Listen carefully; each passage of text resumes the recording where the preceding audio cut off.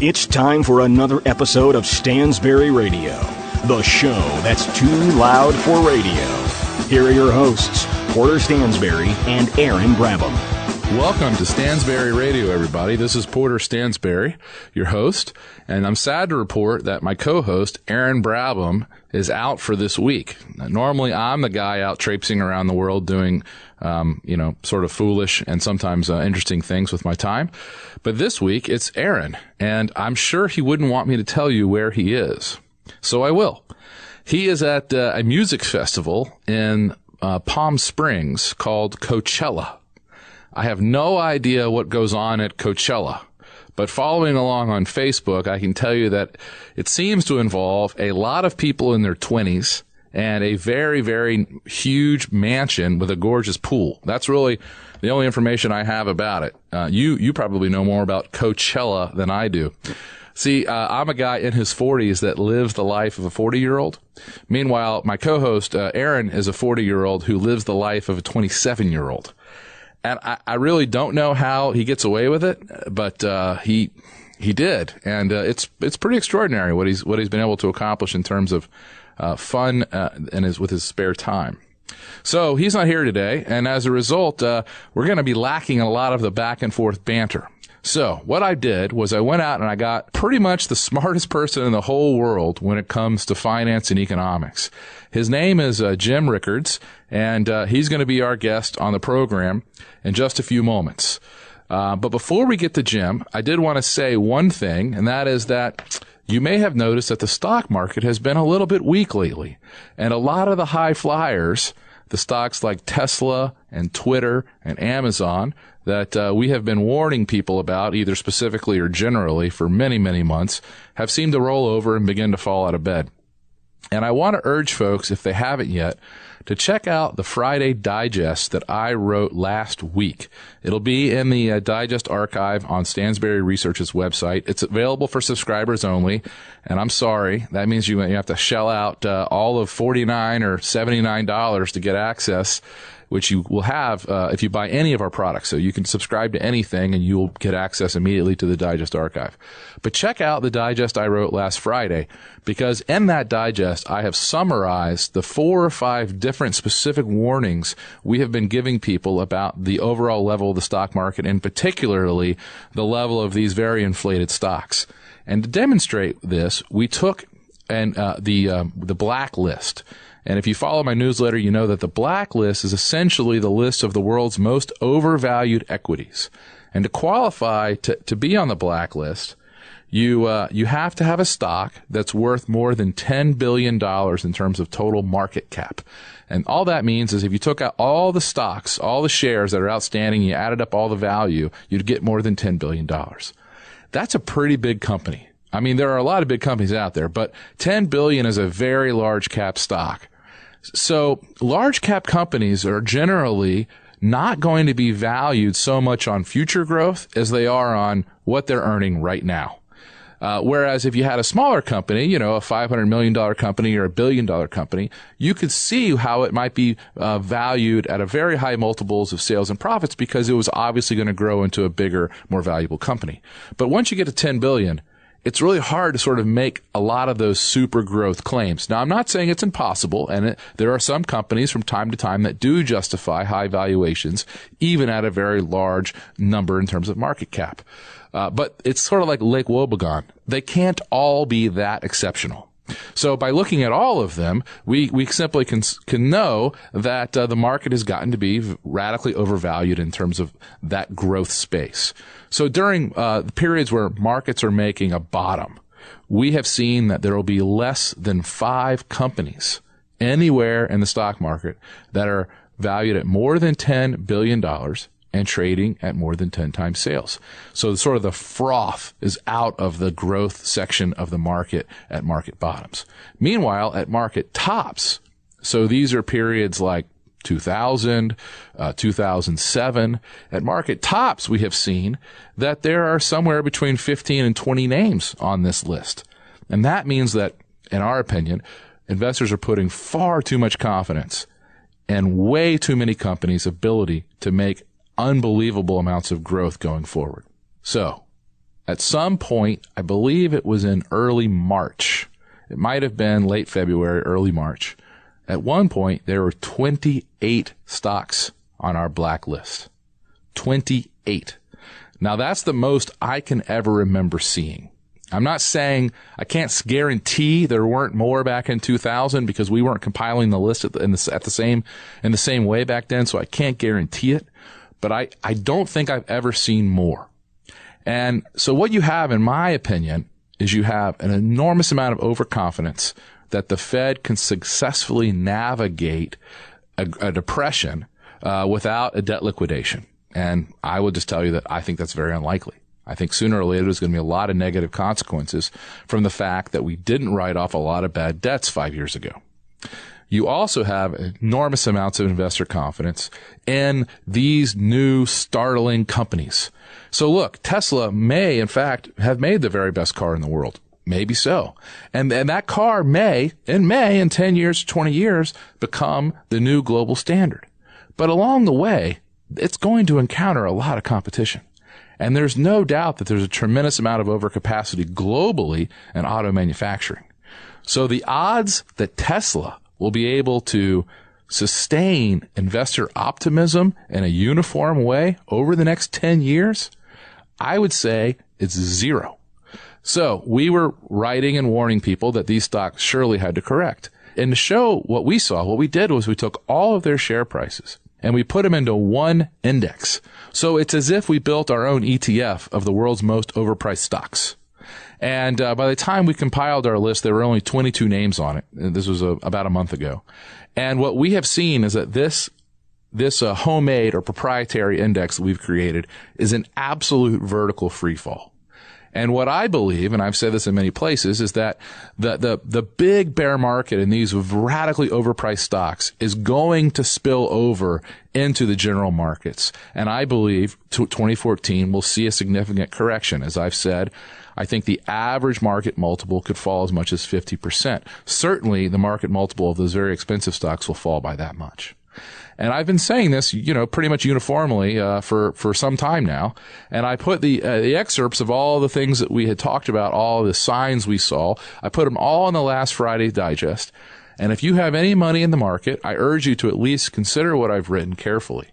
And if you want to try to make a profit as this market falls, then I think what I've written is invaluable, and you have to see it. There is, of course, a way to protect yourself as markets fall. You can buy puts, you can short stocks, or even simpler, you can just move your money into short-term bonds.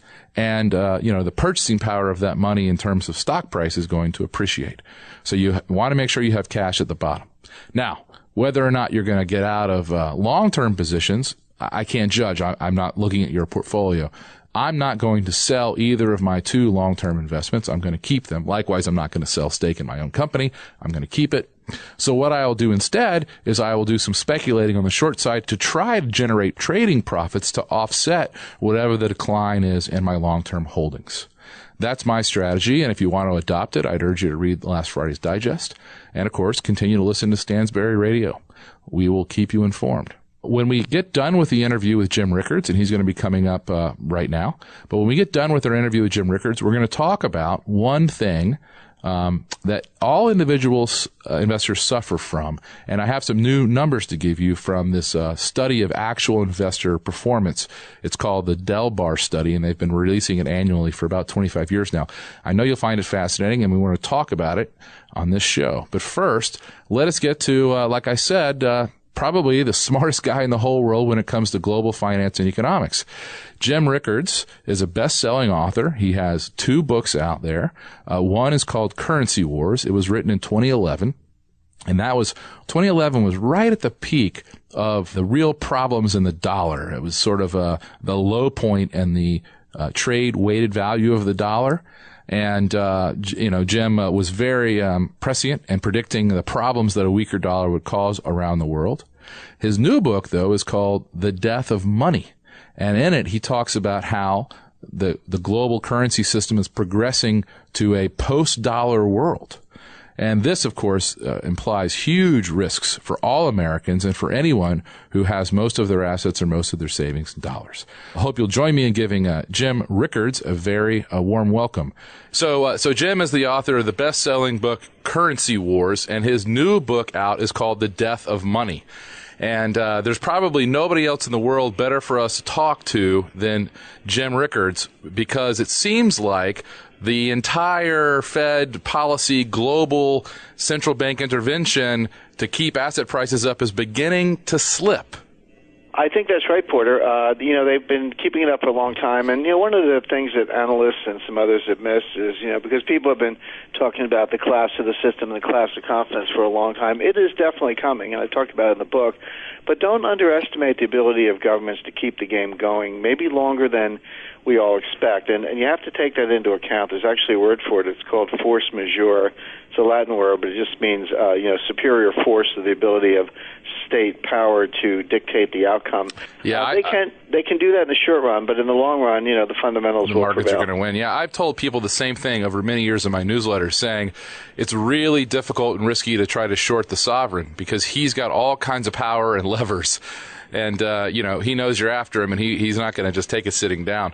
But listen, before we get into the deep economic stuff, I really want to give my listeners a sense of the things that you've done in your career, because I don't think I've ever spoke to someone who has had a front row seat to more important financial debacles. The thing that really jumps out at me is you were the general counsel for Long-Term Capital's hedge fund back in the late 90s, and you guys did a pretty good job of blowing up the world. We did, and that was a very good lesson for me. I was not the risk manager or the trader at the time. I was the general counsel, and I was certainly on the management team and worked side by side with all the folks there. Now, my job as a lawyer, I wrote the contracts and I actually negotiated the bailout. I like to say when things go really badly wrong, the lawyers take over, and that's what happened. So I negotiated that bailout with the Federal Reserve, which was definitely sponsored by the Federal Reserve, although that was private money. There was no government money used in it. But a lot of people think that the banks bailed us out. They didn't bail us out. They bailed themselves out. Exactly. We had a $1.3 trillion balance sheet, and we were heading for zero. We would have gone zero net worth, zero cash. And I like to say, we would have hit zero. All I had to do was sleep in late the next day. I didn't have to go to work. It was Wall Street that would have to deal with the $1.4 trillion.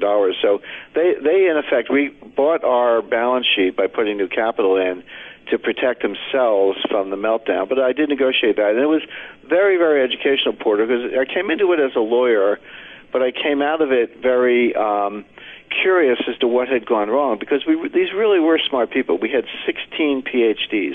They really did have 150, 160 IQs and higher. We had 2 Nobel Prize winners. We had the top finance faculty in the world, if you thought of it as a faculty, and yet everything went very badly wrong. And I came out of that and I said, there must be something wrong with what they're doing. They're not dumb. They're not, they don't have malintent. They were trying to do the best they could. They weren't trying to destroy the world, and yet they almost did. And so there must be something wrong with the models, and that set me out on a 10-year intellectual quest.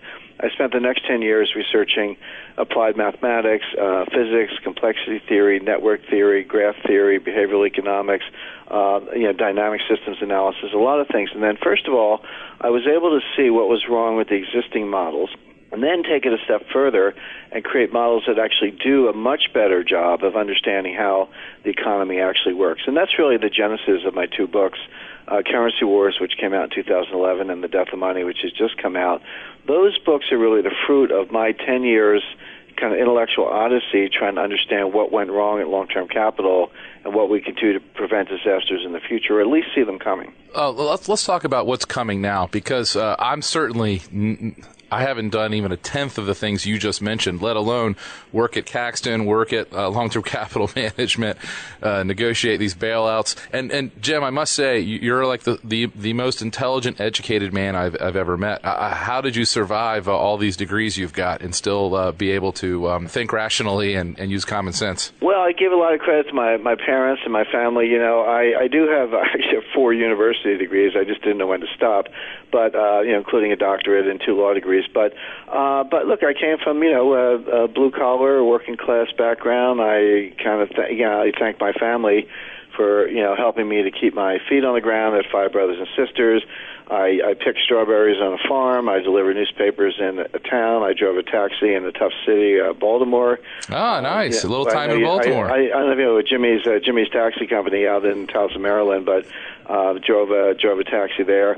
So and I used to drive a taxi to make tips, and then turn in my cab, use the tips to buy dinner, and then stay up all night studying the International Monetary System when I was in grad school. So I think I'm fortunate in that sense that I've been able to have my feet on the ground and be in the real world. Yeah, there aren't many smart economists out there that have experience in actual jobs. And I think look, Janet Yellen I'm sure she's a wonderful lady. I know she's 3 times smarter than I am, but she should be in a university. She should not be running the biggest, the central bank of the most powerful, largest economy on earth. All right, well, let's talk about that. She's kind of out in the clouds, I agree, and I have a good question about that. So I did a little bit of math before we came on the show together.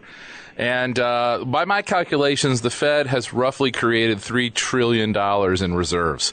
And that's a rough number. I might be off by 100 billion or so, but who's counting? Right. So roughly $3 trillion. And if you assume it's $3 trillion, since 2009, the U.S. economy has created roughly 6 million jobs. So you do the basic math, and that comes to $500,000 in new high-powered money, central bank reserves per new job.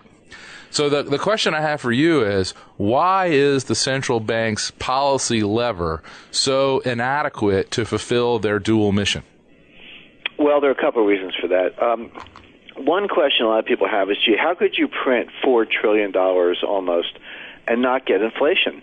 And the answer is that it's like making a ham and cheese sandwich. You can't do it with just the ham. You need the cheese. The money printing is the ham, but the cheese is what's called velocity, or the turnover of money.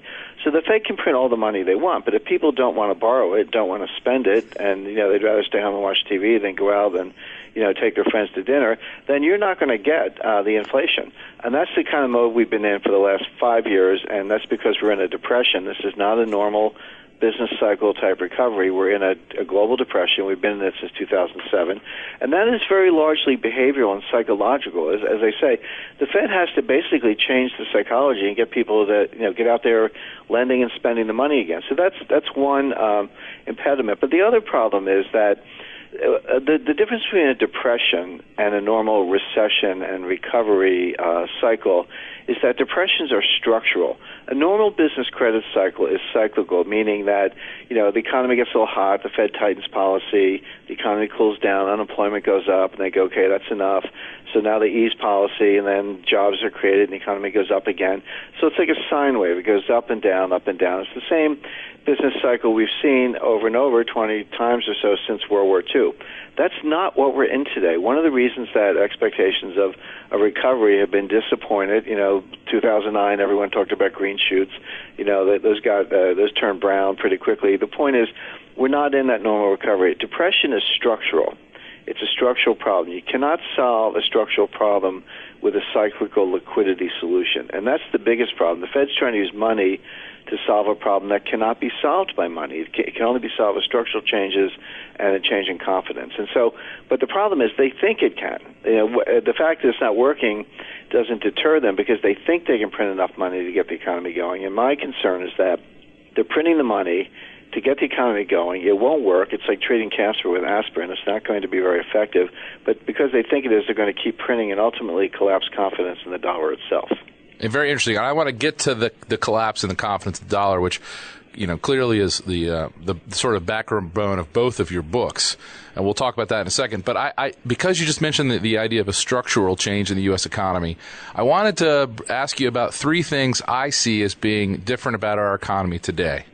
And the one thing is, I think one of the reasons why it's been hard for people to add new labor, to add new employees, is because 65% of American jobs today involve information processing in one way or another. And those jobs are constantly under threat of being replaced by computers and software and networking solutions. and I'm beginning to see this even more and more in finance, and Jim, I know you've seen it too, the number of new smart ETFs, the number of algorithmic trading systems, people all across finance are starting to get replaced with computers. That's just something that I see because I work in that industry.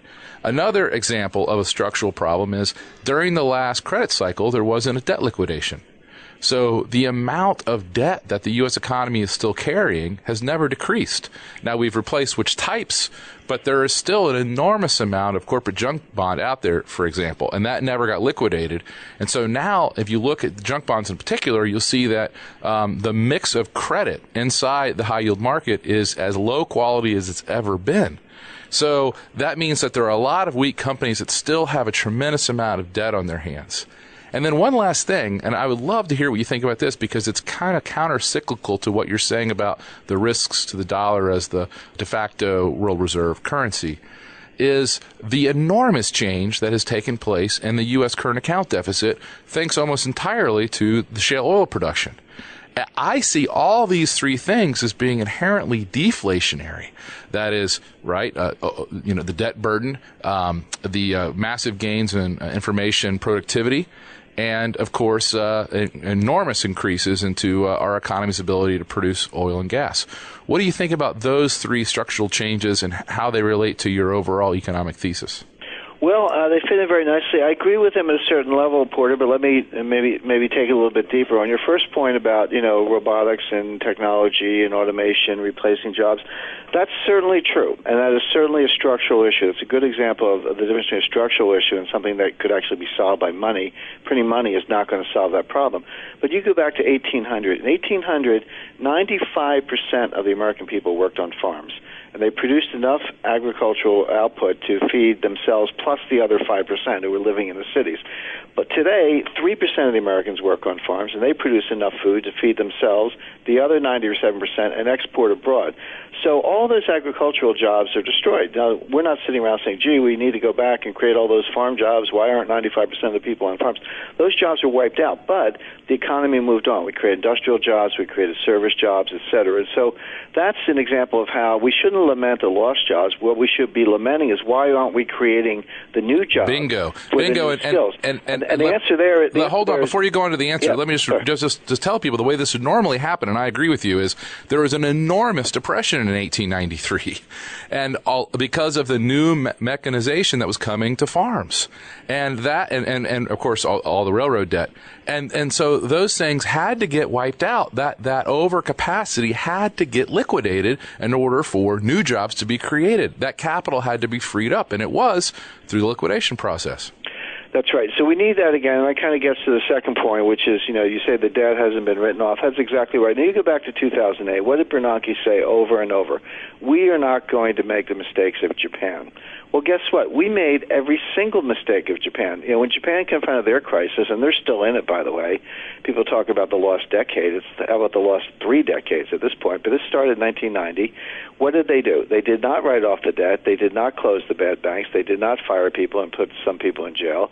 They did not make structural changes. Instead, they propped up the banks, kept all the debt on the balance sheet, kept the management in place, and made very few structural changes. Flash forward to 2008, what did we do?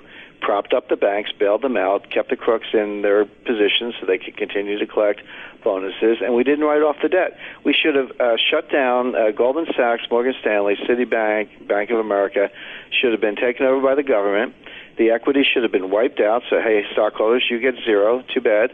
Bondholders, you're going to get a haircut. We don't know how much yet, but we'll get back to you on that. Depositors and counterparties, you're protected because we don't want to, trash the system. We just want to clean out the rot. Strip the bad assets out, put them in a government trust for the benefit of taxpayers, sell them over 20 years or however long it takes, give that money back to the taxpayers, and then take the clean bank, IPO it, back to the marketplace so it's privately owned because I don't want the government to own the banks forever. And now you've got a clean bank that can actually make loans. Yeah, we did that. It was called AIG. Right, but none of that happened. None of that happened. What happened instead was we propped everything up, kept it in place, kept the bad debts on the book, kept the system the way it was, and kept the people. So is it any surprise that we're stuck in this rut 5 years later? So that's the structural problem. Hey, can I interrupt again and ask a question about going to jail? You have known a lot of these very high-powered financial people. And the question I have for you is, do you genuinely think that they're crooks? Like John Merriweather, he's wiped out 2 huge funds. Is he a crook? John Merriweather's not a crook. John Merriweather's a good guy. I think the models that he was using are badly flawed, and I talked about that in my book. And again, having been with him and others at Long-Term Capital Management, I had a front row seat on that. So having the wrong model doesn't make you a crook. It might make you, a bad asset manager or someone who's taking too much risk. I don't think Janet Yellen's a crook. I think she's got the wrong models. I don't think John Merriweather's a crook. I think he's got the wrong models. Yeah, but there are crooks. There are crooks in the system. Sure, obviously. So but are they? Are they really the major players? I mean, is the CEO of Goldman a crook? Is Jamie Dimon a crook? Are these people really criminals, or are they just misguided? Well, I think Jamie Dimon is running a corrupt enterprise from top to bottom. I mean, he's at $30 billion of fines, penalties, legal fees, compliance costs, and it's still going on. Now, I do know this. Secretary Geithner turned to Attorney General Holder during the height of the crisis and said, do not go after these people because the system is extremely fragile. We're trying to prop up confidence, and if we start putting people in handcuffs and leading them away and putting them on trial, we're going to destroy confidence. So without getting into who's a crook and who isn't, I think it's fair to say that there certainly was some criminal activity during the crisis, and it's also documented that the Justice Department did not go after them at the behest of the Treasury Department because they didn't want to destroy confidence. That is completely corrupt. What do you think about my solution? I've said this a couple times in different places. I don't know how you'll feel about it, but, there are a lot of countries where the directors of a bank have to be personally liable to the depositors, so that if the government has to come in and bail out the depositors, the government only spends a nickel after all the directors' personal assets have been liquidated. Well, I think a system like that, we used to have that in this country, by the way. There used to be the law in the United States. It hasn't been for a long time. It has a lot to commend it, whether you do that, which is a pretty radical solution, but I think it's better than the system we have today. There are other solutions, which is much higher bank capital requirements. People say, oh, gee, you're torturing the banks. Yeah, well, if people had their personal net worth on the line, there would be higher. All the banks would be better capitalized because the directors wouldn't do that. See, my thing is, I disagree with you in one way. I don't think these people are criminal. I just think they're very intelligent. And the way the game is structured, if they take lots of risks, they get to make lots of money, and there's a very good chance they walk away before it all blows up. And if it blows up, they still walk away. That's exactly right. That's what happened in 2008, and it'll happen again. All right, one more question about this, and then I want to get to what's in your new book. The thing I think that went wrong, and I know you know way more about the VAR models than I ever will, but in layman's terms, what I think went wrong on these things is that the people who were constructing them expected for the markets to be rational and expected sort of for the outcomes to be evenly distributed. And I don't think they realized how much the risk of their debt ended up skewing the market so that the other participants began actively trading against them because they knew that they were a weak hand. And I bring this up in particular because of the situation right now that I see in the corporate debt markets. Junk bonds, high yield bonds have never really traded at a smaller, tighter spread to U.S. Treasuries. And so in May of last year, the average high yield bond was paying less than 5%. And you know that at some point in the cycle, the default rate on this, in terms of the all of outstanding, will be somewhere around 8 to 10%. So how could these people hope to make money at these yields, knowing that there is so much low-rated paper out there, knowing that there is so much issuance of these, PIK bonds, that you can pay it or you don't have to pay it bonds? Don't you think that folks are going to gradually begin to restrict credit to that market because they know that by doing so they will trigger defaults and be able to buy that paper for 40 or 30 cents on the dollar? In other words, aren't there times in the markets where people act in a predatory fashion, especially when it's an issue of debt? There certainly are times when market participants act in a predatory fashion. Actually, I think we're seeing that in the gold mining sector right now. I just got back from Asia and Australia, and I attended a convention, actually, of thousands of gold miners, and I talked to other miners and mining stock investors in Australia while I was there.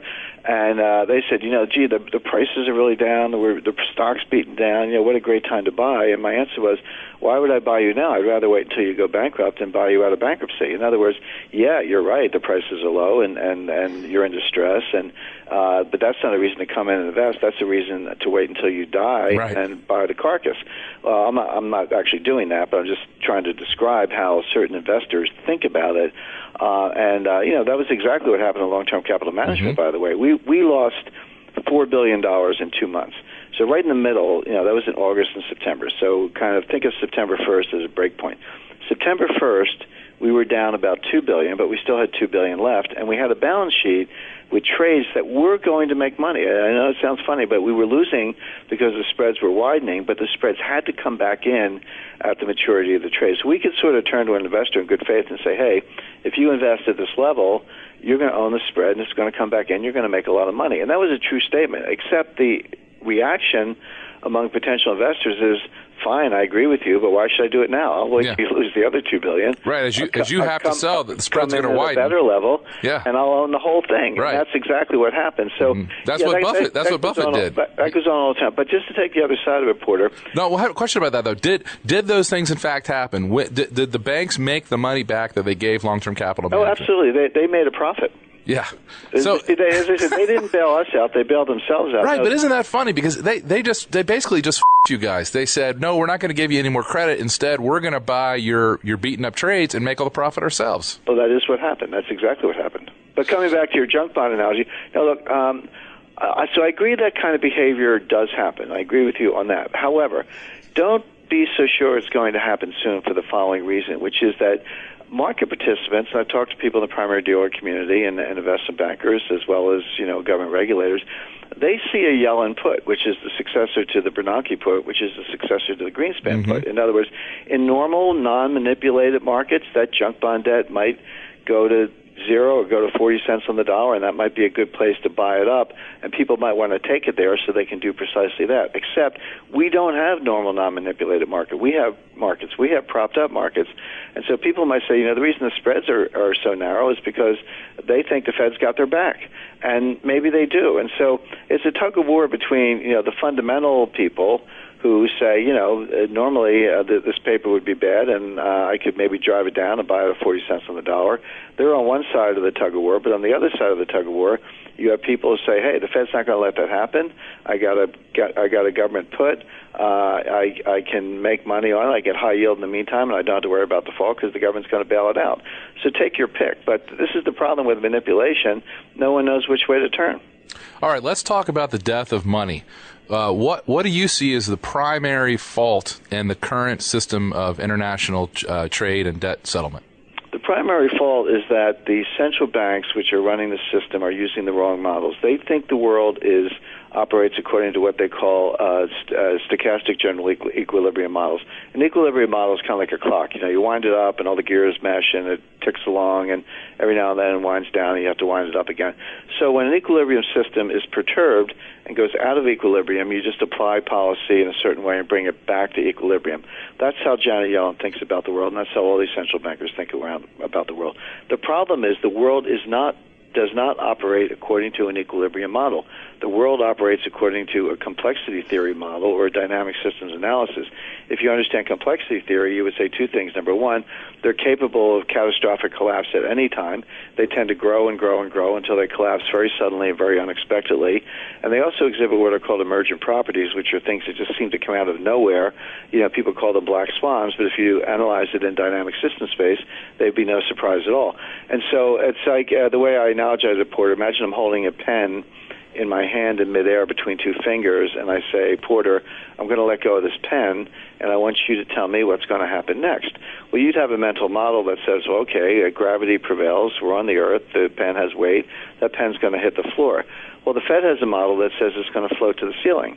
Now, it's not that you have a crystal ball or that you're smarter than Janet Yellen, it's just you've got the right model, you know what's going to happen next, but the Fed has the wrong model, and they always get it wrong, and they're going to drive this bus over a cliff. So my biggest single concern is that if you think printing money will solve the problem, and the problem's not getting solved, you're going to keep printing money until you destroy confidence and collapse the dollar. I like the guy, the analyst in Hong Kong who says that Christopher Columbus was the world's first central banker. He had, when he left, he had no idea where he was going. When he got there, he had no idea where he was. and he financed the whole thing with other people's money.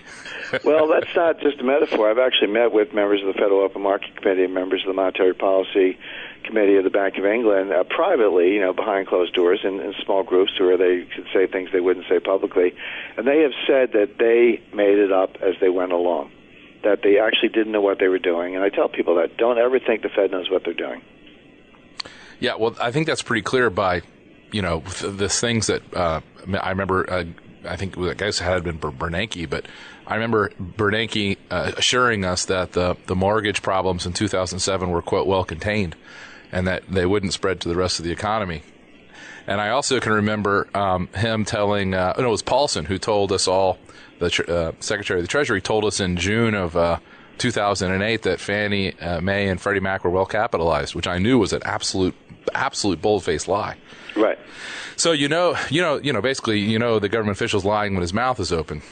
Okay, so the central fault is that the folks who are running the international monetary system don't know what they're doing. Correct. And they're doing the wrong thing, which is by producing way too much reserves.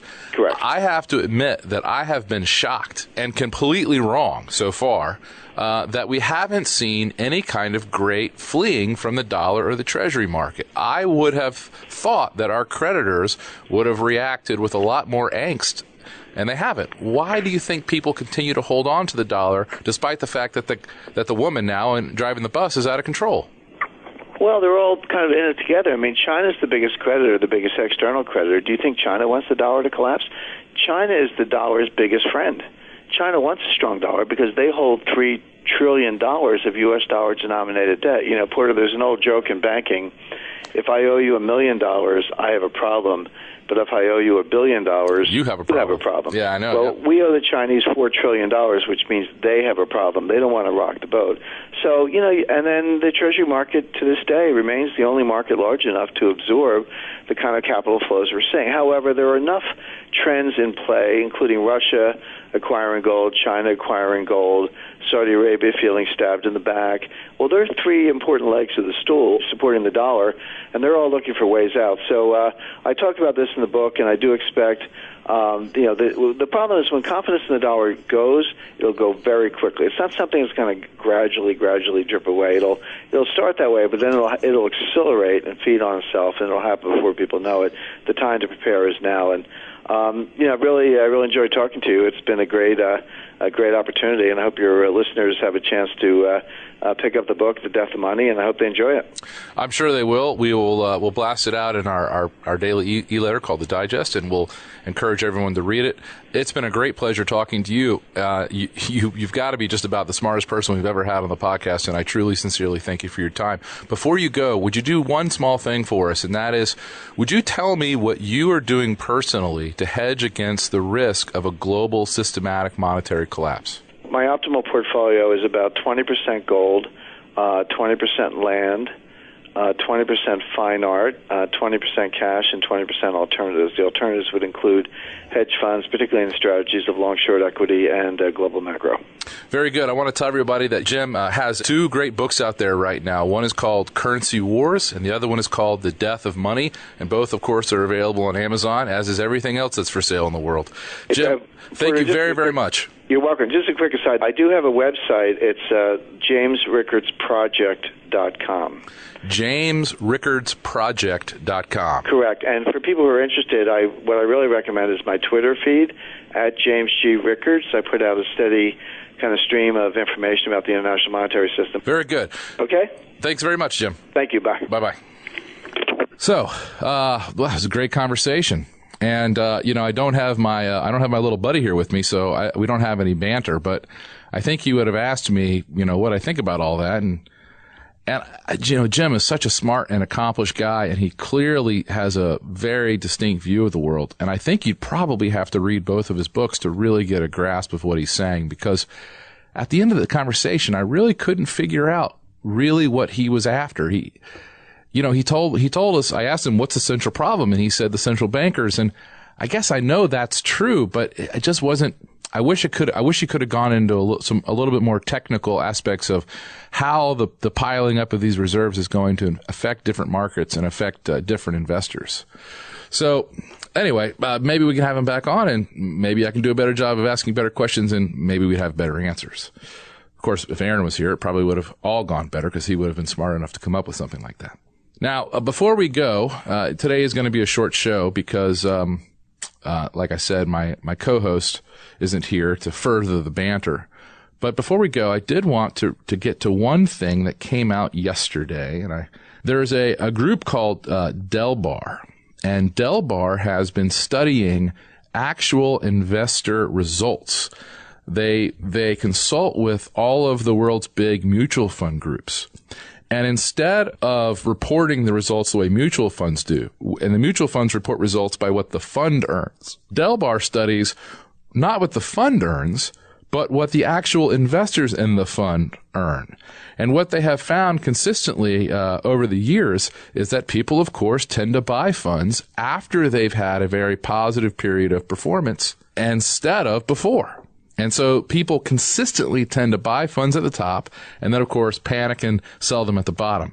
This is something that on the radio show we call buy and fold investing. Okay, so here's the data from Delbar. Over the last 30 years, the Standard & Poor's 500 index has averaged 11% a year return.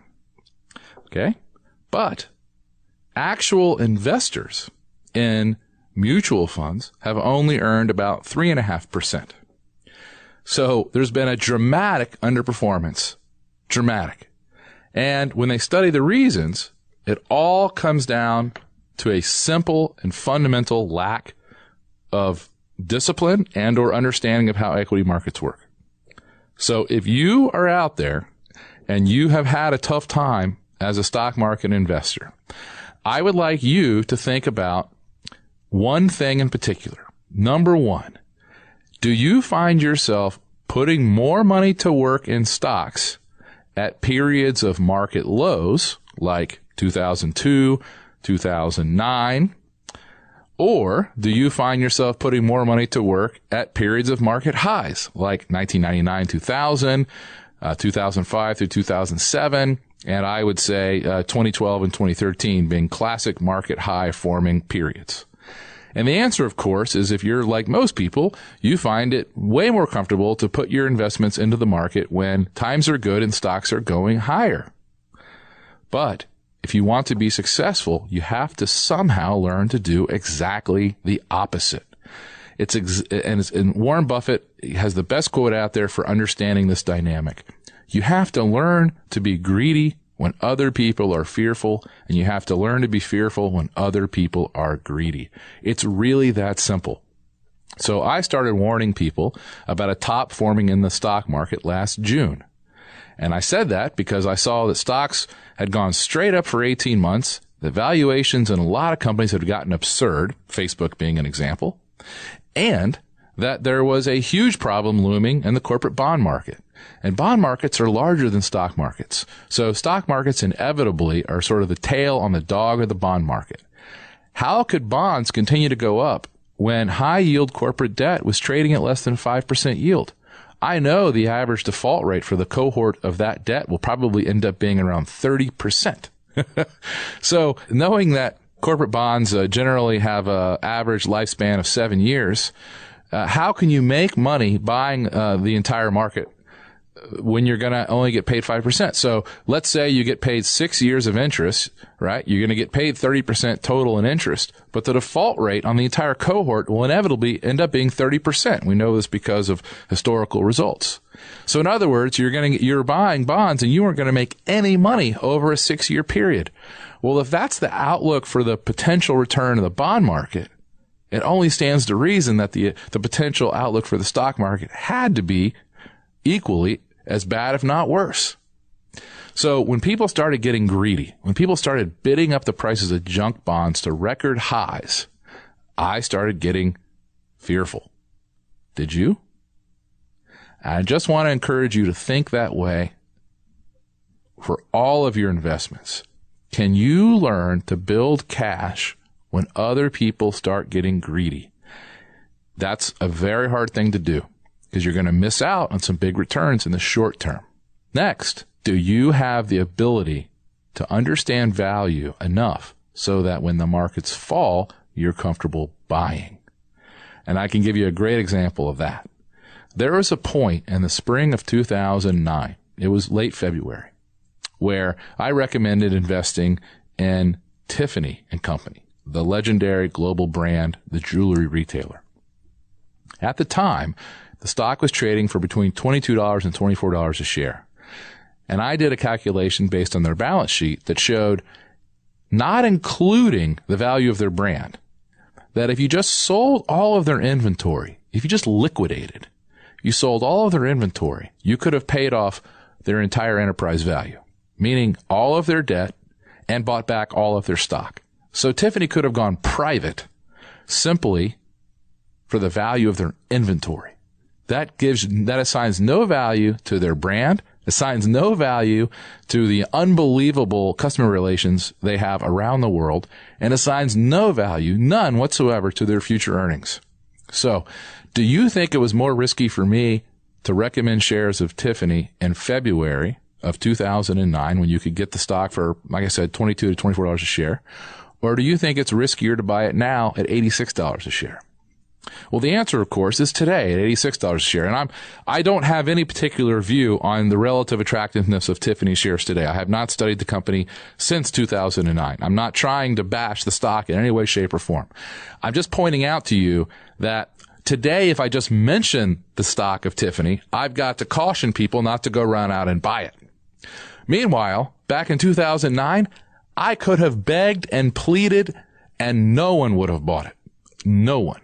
In fact, that was part of the put strategy report that I launched in October of 2008 because I saw the markets as being so incredibly attractive. I wanted to be leveraged to these kinds of stocks.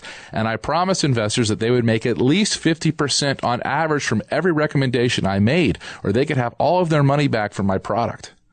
Not only did we deliver those results, we in many cases, we crushed them. I mean, the returns were amazing on a lot of these recommendations.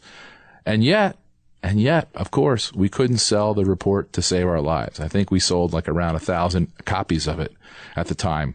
I mean, less than 1% of our subscribers were interested in buying stocks at that time. So that's the biggest lesson. If you can learn that, everything else in investing will be easy. And how do you define when people are greedy? Oh, it's really easy, actually. Couple simple ways. What are the inflows or outflows looking like in equity mutual funds? And of course, as you know, we chart this for you in every month of our newsletter. And equity inflows have been roaring for the last, 18 months, let's say. And then what's the spread between high yield corporate debt and U.S. Treasuries? So in other words, how confident are people that companies out there will be able to repay their loans? Right now, there's record levels of confidence. The spreads between high yield debt and U.S. Treasuries have almost never been smaller. So that's, for me, a critical key sign that people are putting far too much confidence in the corporate bond market. And then the third thing, of course, is simple. It's the blacklist. It's how much stupid money is in the market. How many stocks have been bid up to prices that they can't possibly ever justify. And as I told you recently, there was a record number, as far as I know, a record number of those stocks in the market.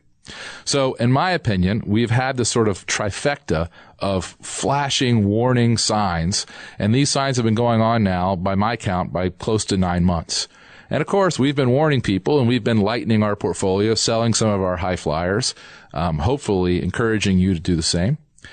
And I knew, though, it would sort of be like pissing into the breeze or shouting into the graveyard. You cannot seem to get people to peel back from an investment mania. And I think that's where we were for the last 6 months. So that's the lesson today. If you will.